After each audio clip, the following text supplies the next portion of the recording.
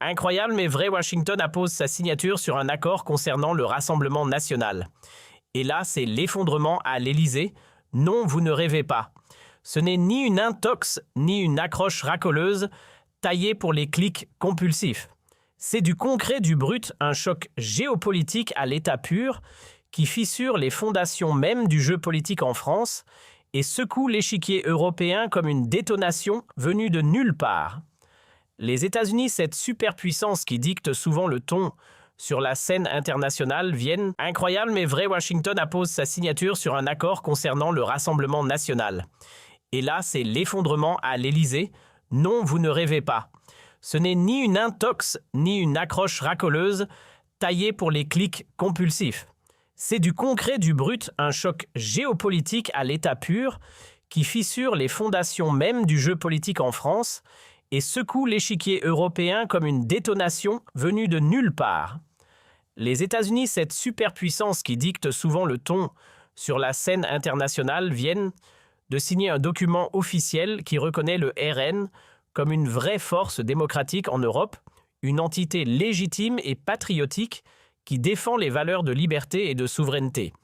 Et Emmanuel Macron, le chef incontesté de Renaissance, ce parti qui se veut le rempart du progressisme moderne, reste bouche bée dans une stupeur totale, totalement perplexe, comme si le sol s'ouvrait sous ses pieds.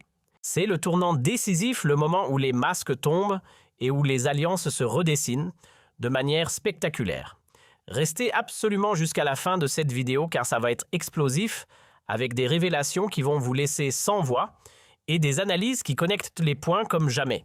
Commençons par le moment choc absolu, cet instant où tout bascule et où l'on réalise que rien ne sera plus comme avant. Imaginez la scène, le département d'État américain, cette institution emblématique de la diplomatie des États-Unis, prend officiellement contact avec le Rassemblement national pile au bon moment, comme si c'était calculé avec une précision chirurgicale pour maximiser l'impact. Cela signale un soutien clair, franc pour les mouvements patriotiques, souverains et libres en Europe. Ces forces qui osent défier l'hégémonie bruxelloise pendant que les élites globalistes à Paris, avec leurs costumes sur mesure et leurs discours lisses, et à Bruxelles avec leurs bureaux climatisés et leurs réglementations infinies tremblent de peur comme des feuilles au vent. L'Amérique montre qu'elle se range derrière ceux qui luttent pour la souveraineté nationale, pour une Europe des nations, plutôt qu'un super-État anonyme. Aucun scénario ne montre mieux l'hypocrisie flagrante de ces élites que celui-ci. Une hypocrisie qui pue à des kilomètres. Elles entretiennent des relations étroites, souvent secrètes et lucratives, avec des régimes extrémistes dans le monde entier des autocraties où les droits de l'homme sont piétinés sans vergogne. Pensez aux accords commerciaux juteux avec des dictateurs au Moyen-Orient, ces pétromonarchies, où la démocratie est un mot vide, ou en Chine, ce géant communiste qui réprime ses minorités et censure Internet comme personne. Et en même temps, ces mêmes élites déforment des partis nationaux comme le RN en les qualifiant de dangereux, d'extrémistes, de menaces pour la démocratie avec des étiquettes collées à la va-vite pour les discréditer. Mais sous Trump, avec son administration revigorée et son slogan « America First », qui résonne comme un cri de ralliement, on agit avec consistance contre l'antisémitisme réel et le terrorisme sans concession ni double langage. Et précisément dans ce contexte tendu, l'impensable se produit comme un coup de théâtre qui renverse la table. Dimanche, le jour de l'attaque tragique sur la plage de Bondi en Australie, un acte terroriste antisémite, selon les autorités, a choqué le monde entier avec ces images horribles. Sarah Rogers, sous-secrétaire d'État à la diplomatie publique, figure clé de l'administration Trump, avait déjà eu une conversation constructive avec le RN, un échange qui a duré des heures et qui a posé les bases d'une alliance inattendue.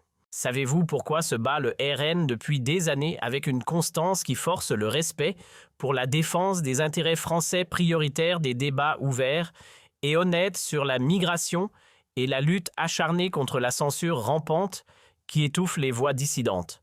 Ce sont des valeurs qui sont explicitement louées dans la nouvelle stratégie de sécurité nationale américaine de Trump, une doctrine qui met l'accent sur la liberté et la souveraineté comme piliers inaliénables. Rogers s'est réuni vendredi avec Jordan Bardella, Le porte-parole aux affaires étrangères du groupe RN à l'Assemblée nationale, ce jeune leader charismatique qui monte en flèche dans les sondages. Et savez-vous ce que font les médias de gauche, ces relais du pouvoir qui tournent en boucle? Ils ressassent de vieux reproches réfutés depuis longtemps sur des liens supposés avec la Russie, des accusations poussiéreuses qui ne tiennent plus la route. Des reproches que Bardella a toujours vigoureusement rejetés avec des arguments solides et des preuves à l'appui. Mais Rogers, elle a loué le RN pour sa position claire contre la censure et pour la liberté d'expression, cette valeur fondatrice attaquée de toutes parts. Précisément, cela explique l'afflux énorme des lecteurs vers le RN, cette vague populaire qui grossit comme une marée montante. Les gens en ont assez de la répression par les réglementations de l'Union européenne, ces normes draconiennes, qui musellent les débats et la censure des grandes entreprises technologiques, qui suppriment les publications au gré des algorithmes biaisés. Le RN est le parti de la liberté authentique et l'Amérique, avec son héritage du premier amendement, le reconnaît pleinement. Mais regardons de plus près. Zoomons sur les détails qui font mal. Les services de renseignement prennent des partis du RN en ligne de mire avec des rapports biaisés et une surveillance intrusive. Pour beaucoup, un vestige des vieux partis qui essaient désespérément de garder une opposition inconfortable sous contrôle comme un couvercle sur une casserole qui bout. Oui, des tribunaux ont contesté des incidents isolés, des dérapages regrettables, mais le RN s'est clairement distancié des positions extrêmes. Et malgré cela, ou précisément à cause de cela, il continue de grandir comme une plante qui pousse malgré les herbicides. Dans les sondages actuels, il est en tête avec une avance confortable. Il est déjà la force la plus forte dans plusieurs régions dominant les intentions de vote, avec une dynamique irrésistible.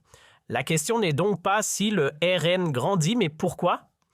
Parce qu'ils disent que beaucoup de gens pensent depuis longtemps dans le silence de leur foyer, mais que personne n'osait dire ouvertement par peur de l'ostracisme social. Et internationalement, il gagne en légitimité. Le RN entretient des partenariats avec des figures influentes comme J. Vance, ce vice-président trumpien qui parle sans filtre, et Elon Musk, ce visionnaire qui défie les élites technologiques et critique à juste titre les lois de l'Union européenne contre les discours de haine et la désinformation. Ces textes ambigus qui servent de prétexte à la répression des lois qui en réalité ne font que réprimer les opinions indésirables qui dérangent le consensus imposé et menacent la liberté sur Internet, ce dernier bastion de l'expression libre. Elon Musk a fait de X une plateforme où le RN est le plus actif avec des publications qui génèrent des millions d'interactions. Précisément là, l'Union européenne frappe avec force 12 millions d'euros d'amende pour X, une sanction disproportionnée qui sent la vengeance. C'était la goutte d'eau qui a fait déborder le vase déjà fissuré des relations transatlantiques. La réunion de Rogers avec Bardella a eu lieu pendant que le New York Young Republican Club organisait un gala de haut niveau, un événement glamour avec des discours enflammés. Une vingtaine de députés RN comme invités d'honneur traités comme des stars. Ils ont échangé avec des patriotes américains un signe pour une nouvelle alliance transatlantique de nations fortes et souveraines, loin des chaînes de l'Union européenne. Le mouvement MAGA se tient uni contre l'extrémisme réel et l'antisémitisme, comme le montre la condamnation ferme de l'attaque de Bondy, avec des déclarations officielles qui condamnent sans ambiguïté. America First et France First, contre la migration de masse qui déborde, la censure qui muselle et pour l'identité nationale qui unit. C'est le vrai chemin vers un avenir libre et sécuriser un horizon où les nations reprennent le contrôle. Et Macron, il est bouche bée parce que ça ébranle tout son système fragile, ce château de cartes construit sur des alliances précaires. Trump tire à boulet rouge contre l'Union européenne et surtout contre la France, avec des tweets incendiaires et des discours musclés. Immédiatement après l'amende de l'Union européenne contre X, il a sorti un document de sa poche, l'a claqué sur la table, avec une détermination farouche à peu près aussi déterminée que ma chatte réagit quand je la nourris trop tard avec une énergie féline. Et soudain, Paris a paniqué avec des réunions d'urgence à l'Élysée. Pourquoi? Parce que les États-Unis veulent désormais soutenir ciblément des forces d'opposition, comme le RN, donc des partis qui s'opposent ouvertement à la centralisation du pouvoir de l'Union européenne contre la censure omniprésente, contre une politique d'immigration débridée qui sème le chaos et contre la répression des opposants politiques qui puent l'autoritarisme. Macron est hors de lui de rage car avec un seul document, les fondations de l'élite politique française sont ébranlées comme par un tremblement de terre. Pour le dire clairement, les États-Unis misent en secret sur le RN avec des signes discrets mais cumulatifs. Ça découle d'un schéma si clair qu'il saute aux yeux de quiconque ne regarde pas ailleurs volontairement, préférant l'aveuglement. Littéralement, il est dit dans ce document que la diplomatie américaine continuera à soutenir la vraie démocratie. La liberté d'opinion sans entrave est la reconnaissance sans restriction du caractère et de l'histoire des nations européennes, ces racines culturelles qui nous définissent. Les États-Unis encouragent leurs alliés politiques en Europe à un renouveau spirituel, une renaissance patriotique, et l'influence croissante de partis patriotes européens véritables est un signe très optimiste, un espoir pour l'avenir. Ça sonne comme PS ou renaissance de ces partis usés. À peine c'est tout le contraire et ça devient encore plus clair page après page. À la page 29, il est question du déclin économique de l'Europe, ce ralentissement qui nous plombe d'instabilité due à l'immigration massive et incontrôlée, de perte de souveraineté nationale qui nous affaiblit, et de restrictions massives à la liberté d'expression qui musellent le débat public. La conclusion est brutalement claire comme un diagnostic médical sans appel. Si ces tendances se poursuivent, l'Europe sera méconnaissable dans moins de 20 ans, transformée en un continent divisé et appauvri. Précisément ça, le RN le dit depuis des années, avec des avertissements ignorés, et maintenant c'est écrit noir sur blanc dans un document américain officiel et irréfutable. Boum comme une bombe qui explose au cœur du système. Trump veut renforcer ciblement des forces politiques en Europe qui défendent la souveraineté nationale avec vigueur parmi elles, Fidesz en Hongrie avec Orban, le RN en France avec Le Pen et l'AfD en Allemagne avec Weidel. C'est parti pour leur rejet clair de la migration incontrôlée qui déborde les capacités d'accueil ainsi que leur critique plus ou moins prononcée de l'Union européenne et de sa structure de pouvoir centralisatrice qui aspire tout comme un trou noir.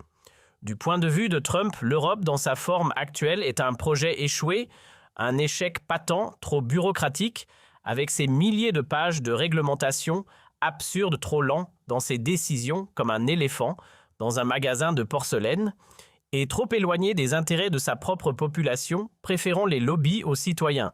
Au lieu de négocier avec une institution anonyme de Bruxelles froide et impersonnelle, il préfère des accords directs avec des États-nations souverains bilatéraux et pragmatiques.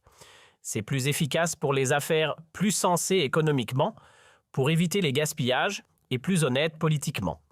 Et ça redonne aux pays plus de contrôle sur leur avenir loin des diktats européens. Si on regarde la diplomatie américaine des 12 derniers mois avec ses sommets, ses tweets et ses déclarations, l'image devient encore plus claire comme un puzzle qui se complète. La vérité et l'état de droit sont plus importants pour Washington que de ménager les partis au pouvoir européen, préférant la franchise à la complaisance. Souvenez-vous du discours de West à Munich, cette allocution qui a fait trembler les chancelleries de la Réunion avec Marine Le Pen qui a scellé une alliance tacite de Rubio et Verne qui défendent le RN sur X avec des publications virales ou encore de l'invitation du RN à la Maison-Blanche par la députée Anna Paulina Luna. Un geste symbolique fort. Ce n'est pas un hasard isolé, c'est un schéma cohérent, une stratégie délibérée. Le message à Macron est en substance « Arrête le théâtre, la comédie est finie ». Et une chose est sûre, un interdit du RN est cliniquement mort, enterré pour de bon. Tant que les États-Unis perçoivent le RN comme une opposition démocratique persécutée, victime d'un acharnement judiciaire, Paris ne peut pas l'interdire sans risquer un dommage diplomatique total. Un clash transatlantique qui isolerait la France. Tout ce contre quoi les États-Unis ont averti l'Europe, la violence politique qui monte, la migration incontrôlée qui sème le chaos social, l'écrasement de l'opposition qui pue la dictature s'est produit sous nos yeux. Cette ère est terminée, balayée par le vent du changement. Mon hypothèse, le tournant a été « gissons cet événement qui a servi de catalyseur ». Le cercle proche de Trump a suivi l'affaire de près via des briefings quotidiens. Les médias conservateurs américains l'ont repris en boucle. Fox News l'a rendu international avec des reportages chocs. Et soudain, les politiciens français ont sué à grosses gouttes. Macron voulait passer aux États-Unis pour un partenaire fiable, un allié loyal. Mais c'était trop tard, le train était parti. Trump est déjà en mode attaque avec des salves qui font mal.